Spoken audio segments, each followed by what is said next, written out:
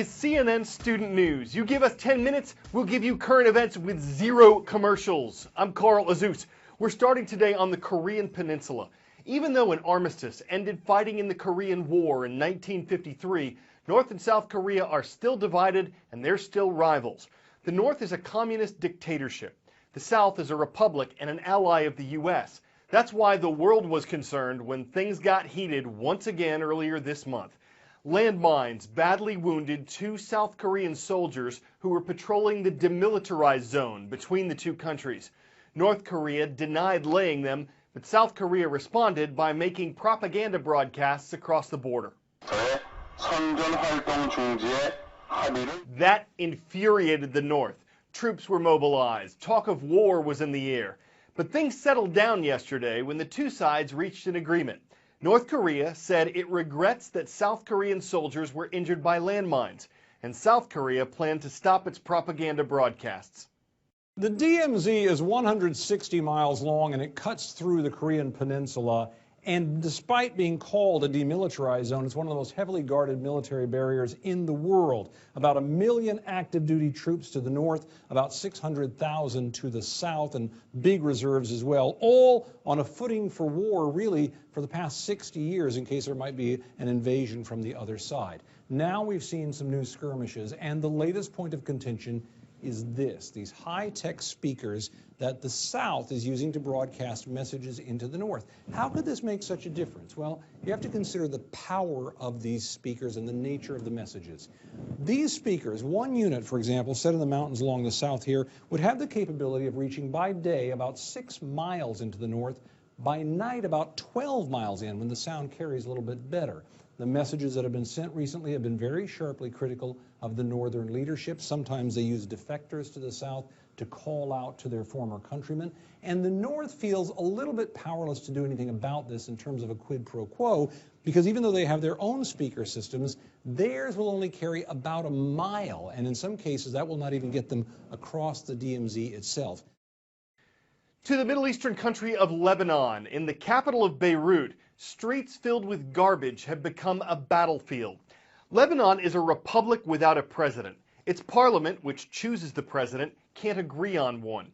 The government, like Lebanon's population, is divided between Christian, Sunni Muslim, and Shia Muslim leadership. Different government factions want different people to be president. Parliament's been deadlocked for more than a year. It also hasn't been able to deal with infrastructure problems, accusations of corruption, and garbage collection.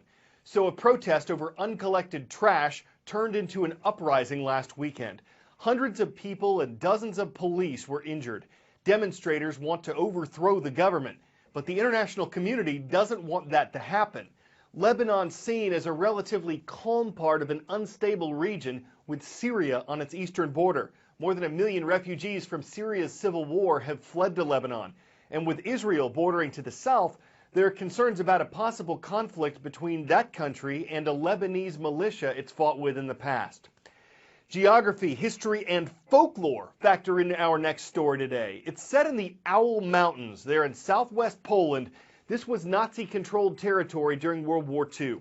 At that time, Nazi Germany was working on a project called Riese, or Giant. It was this huge network of underground train tunnels in the region. It was never finished. But there's a legend that a Nazi train loaded with gold, art, and jewels was hidden in the Owl Mountains, and it could be armed. Some say it's truth, some say it's myth, some say they've found it. In the shadow of a 700-year-old castle, in a labyrinth of tunnels deep underground, 2 treasure hunters in Poland say they've made a remarkable discovery: a Nazi train loaded with up to 300 tons of treasure. The district council has received a letter from a law firm in Wrocław. We were informed that the men, a Poland German, represented by a law firm, have discovered a German train. The Nazi ghost train, a local legend, reportedly lost in the final days of the Second World War. The year, 1945. Allied forces were closing in on Nazi-held territory. As the Germans fled, they loaded a train with stolen gold, gems, and weapons. It left Wrocław, Poland, bound for Walbrzych through a series of tunnels built to secretly move Nazi goods. It never reached its destination. After the war, the tunnels were sealed and long forgotten. The very existence of the ghost train remained a mystery. No one has ever been able to confirm the existence of this train. There are no documents about localization of it. Polish authorities are taking the men's claims seriously, saying lawyers, the army, the police, and the fire brigade are dealing with this. The area has never been excavated before, and we don't know what we might find. The men have no plans to release their identities or to reveal the location of the train until they're guaranteed 10% of the value of whatever is found inside. Local media reporting that the contents could be worth billions. Wolf Blitzer, CNN, Washington.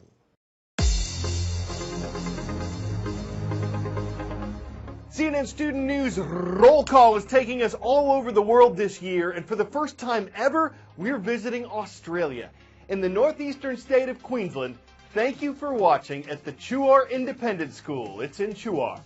To the U.S. north, like way up north, like north of the Arctic Circle north, Kotzebue, Alaska is home to the Huskies of Kotzebue Middle School. And all the way across the country in Yulee, Florida, we've got the Hornets online today at Yulee High School.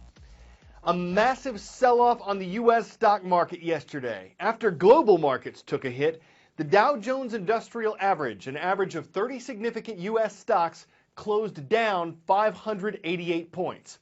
Not its worst day ever, but its worst point drop since 2011. After it opened Monday, the market free fell over 1,000 points in 10 minutes. It had never fallen that fast before. It bounced up and down wildly after that. Factors include China, oil, subjects we covered in depth on yesterday's show at cnnstudentnews.com.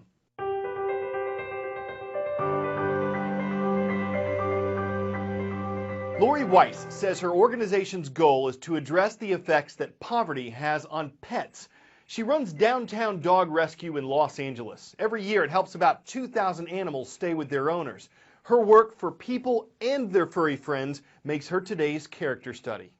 I really believe most people want what's best for their pet. Now, do they have the resources? No. I just don't want to lose her life. I got so attached. So many times people just feel they have to surrender their animal, when in reality, if they understood all the resources, they are happy to keep their animal. I'll make some phone calls to see if there's anybody that would be willing to foster. I started an organization which offers resources to low-income families so they can keep their pets. The areas we work tend to have the higher crime rates, densely populated, and there's lots of animals. There is a lot of people that are either not employed, they're underemployed, but that does not mean that people don't love their animals. Are you interested in a free neuter for him? We offer free spay and neuter, vaccines. Can you handle this? Dog food, medical services. Oh my God, oh, it's Mommy. Come here, Reno. Our job is to find out who is this person. How can we best help them? It's crazy because I'm a foster child and then you're fostering my dog. We are offering them as much as we can to be successful with their pet. This is a boy who loves to play. It gives me a lot of joy to see the dogs with their family. You know, he's so nervous about his dog dying. He thanked me like 5 times. Everybody in life needs to find their purpose, and for me it was really helping people with their animals.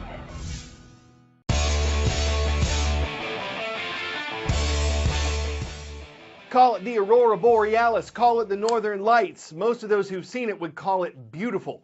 We're guessing Scott Kelly is with them, but he has a bit of a different perspective. He's aboard the International Space Station about 220 miles over our heads, and he shot this time-lapse of the Aurora Borealis just before sunrise. From Earth's perspective, it gives a totally different view of our aurora. And who'd say it wasn't the time or the space? After all, it's just an astronaut expressing his views. They're just reflected on a higher plane, y'all. I'm Carl Azus. I'm out of puns and I'm out of time. Come on back tomorrow.